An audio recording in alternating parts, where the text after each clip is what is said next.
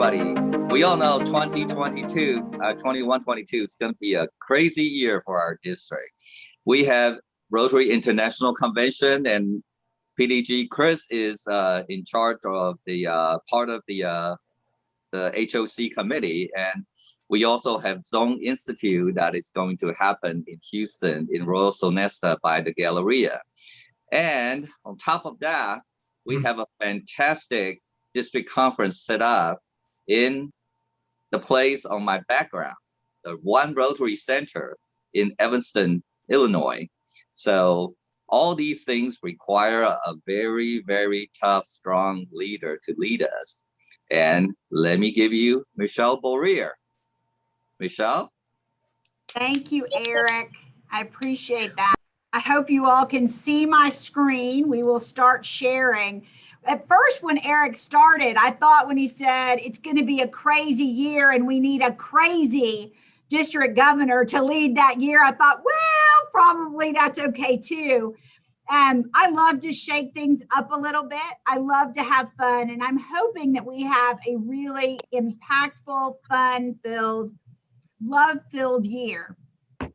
And what you'll hear a lot next year is a number, 525,600. That's the number of minutes that we will have the honor of serving to change lives. So that's the theme for next year, is serve to change lives. And that's what we're going to be doing. But I thought many of you know me. Many of you know my background, but I thought we'd spend just a minute talking about how I got to where I am.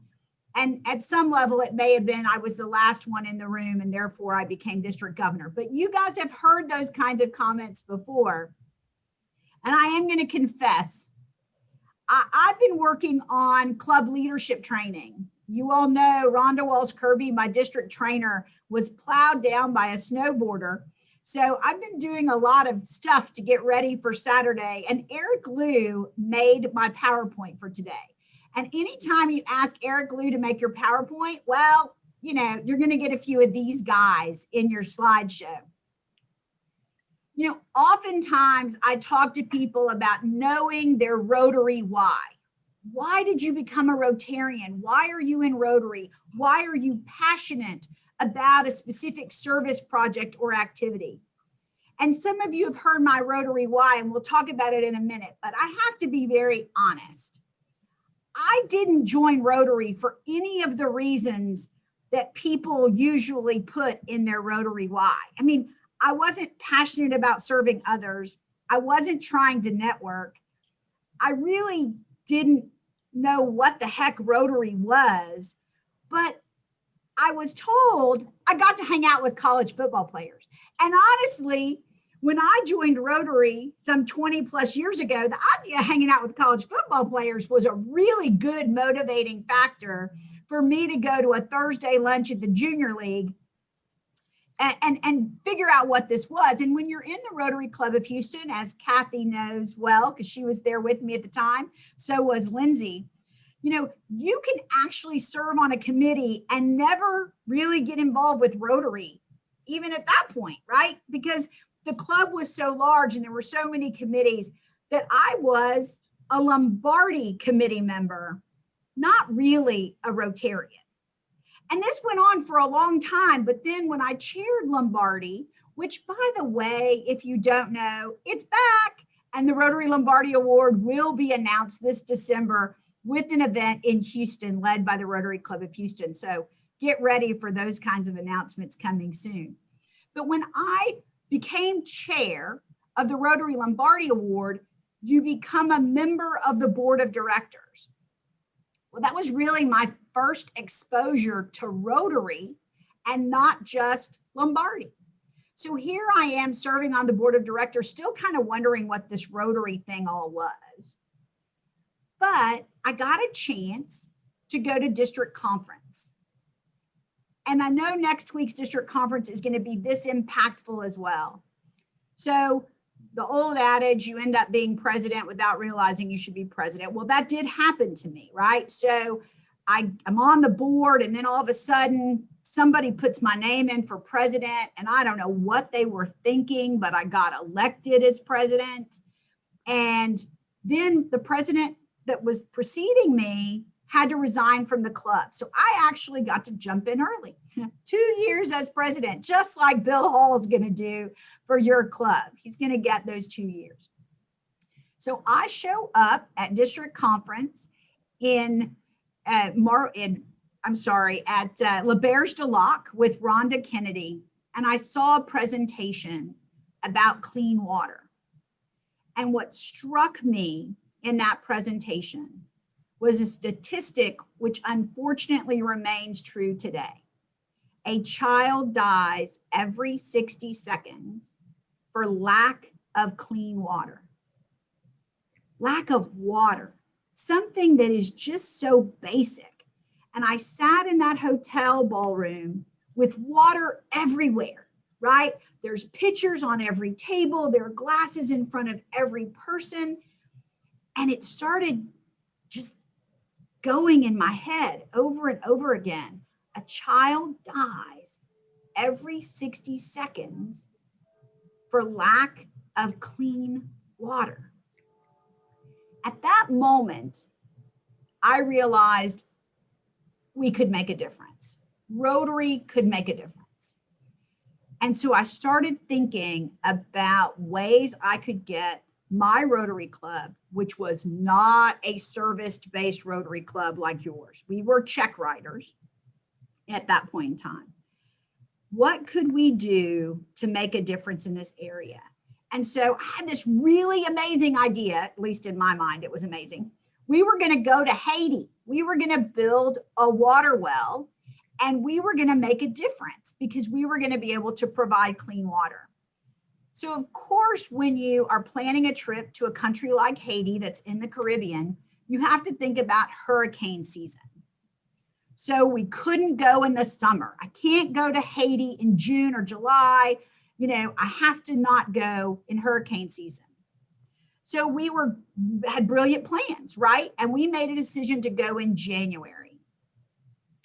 And we landed on January 12th, 2010. And Vern Swisher, one of my fellow Rotarians, lost his luggage. And so we were in the airport about 45 minutes longer than we had planned to be. And if we hadn't had that lost luggage, I may well not be here with you right now because we were scheduled to be at the U.S. Embassy at that time. And as we left the airport and as we were headed into Port-au-Prince, a 7.4 earthquake hit Haiti. The U.S. Embassy collapsed on one side and 3,000 people were killed in that building. We spent the next 4 days trying to get out of Haiti. And if somebody tells you that I was a whiny baby on that trip and that I was the person who would be voted off the island, they're not lying to you. I didn't handle it really well. I'm not gonna tell you I did. But what I realized in that time is what makes someone a true Rotarian. It's when you stop thinking about yourself and you start just focusing on others. When you fill your time trying to find medications in a collapsed pharmacy, when you sit, which is what I did most of the time, with the children whose parents were injured and take pictures on a digital camera that they thought was just magic. That's when the light went off. That's what Rotary's about. And then the internationality of Rotary came to me on a BlackBerry. So you guys remember what BlackBerries are, right? Before our iPhones. Well, my BlackBerry didn't work in Haiti in the midst of the earthquake, except the night before we left. It worked for about 2 minutes. And during that 2 minutes, it was a constant ding. Bing, bing, bing, bing, bing, bing, bing, bing, bing, bing, bing. And I was like, what the heck is going on? And then it stopped loading. But in that 2 minutes, it loaded messages from 324 people that I had never met, from countries all around the world. that told me as I read that night that they were praying for us, that they were going to make a difference in Haiti, that they were going to step up and help this country that was so poor recover. And I went from being a rhino, a Rotarian in name only, to being a Rotarian and to having my heart changed. And I hope that at every district conference that occurs, somebody, just one person, could have the moment that I had, because it led to my life being changed through service. Well, enough of how I became a Rotarian. Let's talk about the fun stuff, right? So let me tell you the fun stuff. You might know or might not, but I have walk-up music. I think everyone needs walk-up music. You know, the song that they play before they announce your name at the Oscars. I mean, I'm a trial lawyer. I always have these dreams of one day they'll play my music as I walk up on a bigger stage. But for now, I have to just do it in Rotary. And my walk-up music is Uptown Funk. So I'm all about peace, love, and funk, having fun. And we're going to have an extraordinary installation. It is space limited. We are only going to have 50% of our ballroom sold out. We want to make sure people are comfortable. We will be asking people if they have been vaccinated or not, because we may be able to know with comfort that we have herd immunity in our ballroom, and perhaps we even have in the 90 to 95% vaccination rate. And that will give people more comfort in how they engage and interact with each other that night. When I was considering potentially running for district governor, Jennifer Jones was at Lone Star Pets, and I was a facilitator. And Jennifer was considering running for president of Rotary International. And this was a number of years ago. And she and I had a discussion, and she said, Michelle, you should run for governor. It's one of the best experiences ever. And I said, well, Jen, if I run for governor and I make it, you'll install me, right? And she's like, oh, sure. You know, we never thought about that at that point in time. As I said, it was a number of years ago. But we've held her to that promise. And now I have the fortune of knowing that the president nominee and the first woman president of Rotary International will be our installing officer on June 26th. And we just are so excited to have her and to actually have a lineup.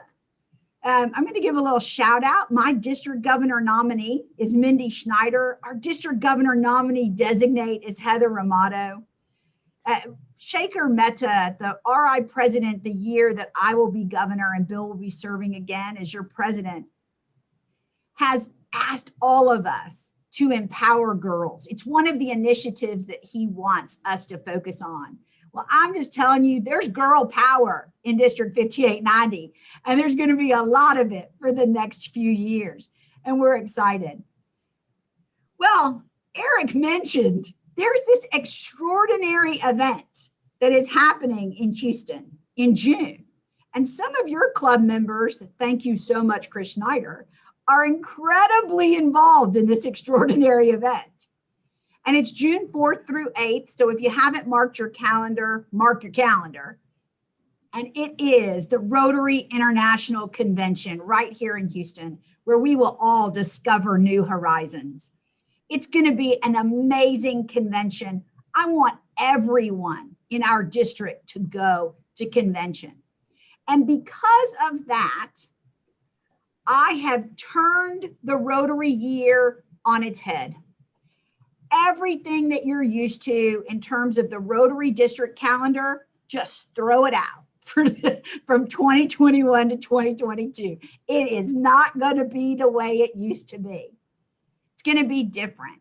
And how is it going to start differently? It's going to start differently with our district conference, because typically district conference is now in mid-April. But our district conference is going to be in October. And instead of staying in the great state of Texas, we're going to go all out. You see, I know that the best way to know where you're going is to understand where you came from. And the best way to know where you came from as a Rotarian is to immerse yourself in what I call the mothership, One Rotary Center. It is an experience of a lifetime. You're going to get to see a replica of Paul Harris's office that he set up where the very first Rotary meetings were held. We're going to have so much fun. And the dates are October 14 to 17. And we're going to go on the ride of a lifetime with Paul. And you're going to get a chance to get insights into Paul Harris and how he lived, how he worked, how he grew Rotary. You know, Paul didn't have such philanthropic ideas of Rotary when he started either. Now, he didn't want to hang out with college football players like I did. But Paul Harris wanted to develop business and make friends. He was new in town, right? He was new in town. He was a lawyer. He didn't have business. He didn't know businessmen in Chicago. And he came up with this great idea of networking and rotating from business to business. And we're going to immerse ourselves in all of that and have a whole lot of fun while we do it. One Rotary Center.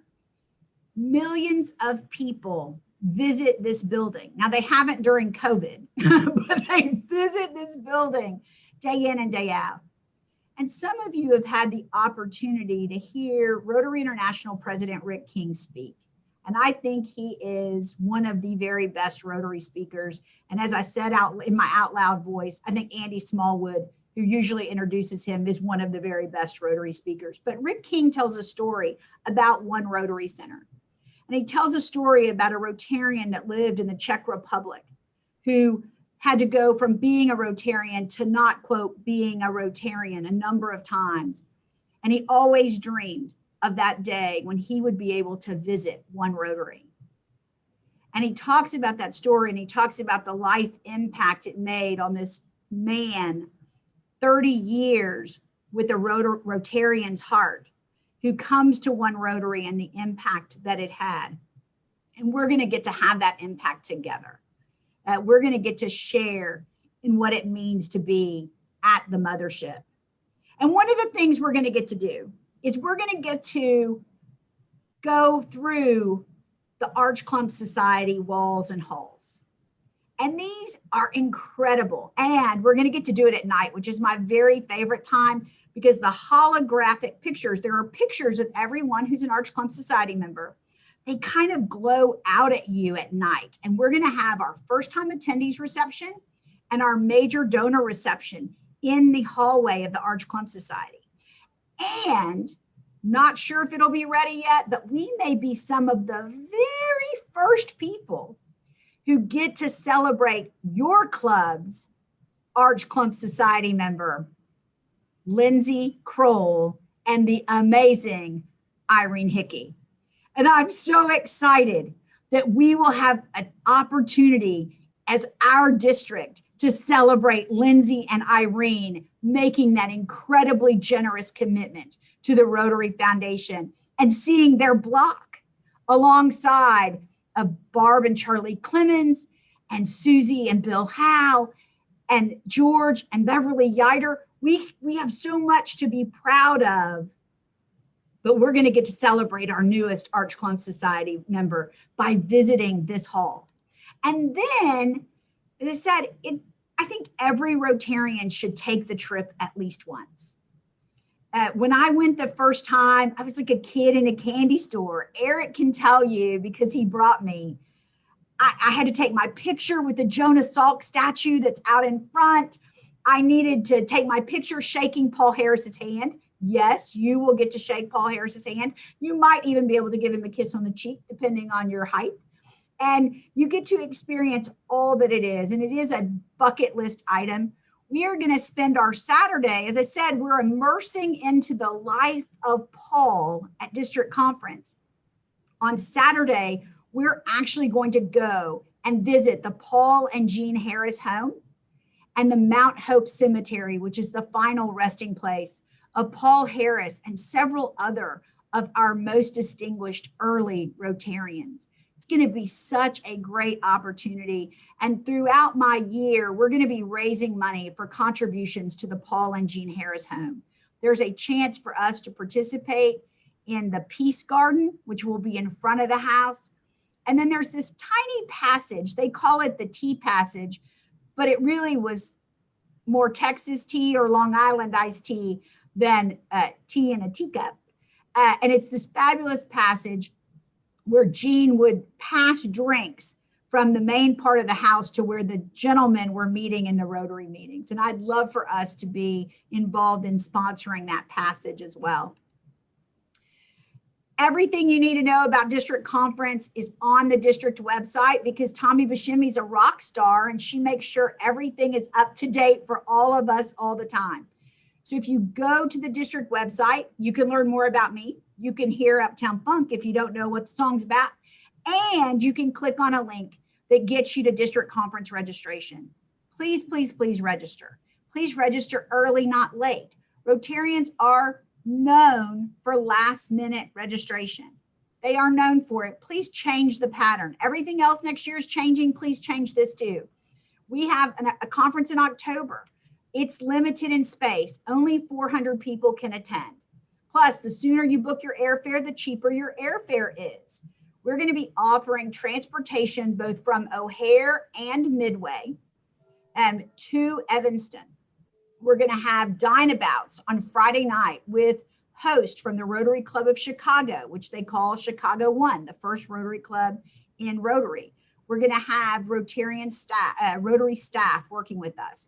And I almost forgot to mention, we're going to set a Guinness Book of World Records world record, because we are going to have the largest cream pie fight in the world in front of one Rotary Center. And we are going to have a pie fight to raise money for polio. It's $100 a pie. We're going to raise money. We're going to collaborate with the districts of Chicago and Evanston, 6,400 and 6,440. We're going to have at least 1,300 people throwing pie. And we're going to get Rotary bigwigs like John Huco and Tom Thorfinson to be right out there throwing pie. And if we break 100 grand before we go, John Germ too. So we're really going for it on this pie contest to raise money for polio. So there's going to be so much great stuff going on in Chicago. Sign up and go be part of our journey to the mothership. I don't think you're going to want to miss it. So when we, I just turned off my slideshow, but when we end our year and we think about what we've done in those 525,600 minutes, I want to measure what we've accomplished in love. I want to measure kindness, how each of our Rotarians, each of our clubs have undertaken small or random acts of kindness that change lives. Because what we know is that a hug can change the landscape of the world. Just remember when Princess Diana hugged a patient with AIDS and how that changed how the world looked at that disease. We know scientifically that a smile from a stranger can stop someone who is contemplating committing suicide from actually following through the act. We also know that scientifically, doing a good deed increases your serotonin levels, and it also increases the serotonin levels of the people who see you doing that good deed. So it's good for you, right? It's good for you to do good in the world, and that's what I want to encourage people to do. And when we come together, again, a flip, at the end of April 2022 for our All Club, which will be much like a governor's banquet where we celebrate what the clubs have done and we give out our awards for the year. We're going to talk about what clubs loved the most. And we're going to talk about how we measured this year. And I really do believe it's going to be a year like no other for all of the right reasons, and not just because we have International Convention in June. So I look forward to seeing all of you as we journey through the next 525,600 minutes. And I am happy to answer questions or say nothing further because of time. To Bill. No, I think we have some time. If anyone's got some questions for Michelle, please fire away. Well, I've got one. Yes, Sheila. There will be a table to sign up for district conference, won't there? Yes, and we have goodies. We have giveaways. So there's a table to sign up at district conference. There's going to be special little goodie giveaways for those that do sign up at district conference. You probably cannot use the Hilton app to get your room because the Hilton app says the hotel is sold out because we are so close. We already have a lot of people registered. But please register, sign up, get your hotel, get your flights. But we'll be there. Okay. Great. Michelle, which airport is preferable for to fly into? Or is there a better one? So O'Hare is approximately 20 minutes closer to Evanston than Midway. Southwest flies primarily into Midway. There are no nonstops on Southwest into O'Hare. Southwest strangely does fly to O'Hare, but I think you go to Baltimore before you go to Chicago. It's a long day if you take that route. I would encourage, United obviously flies. Do you have more nonstop options into O'Hare out of Intercontinental? Okay. And then Midway if you fly Southwest. But the last time I checked, it's about $285 on Southwest on the cheap flight, the getaways, and it's about $300 on United. Eric? Well, I know you have, and I'm sure Chris has, and I'm sure, but I have not. Okay. All right. Any other questions for Michelle? Okay. Thank you so much. That was a wonderful presentation, and I'm sure we'll have a great program tomorrow morning as well. So thank you for joining us today, and I'm looking forward to Chicago. I've never been to Chicago, so and Evanston should be a great trip.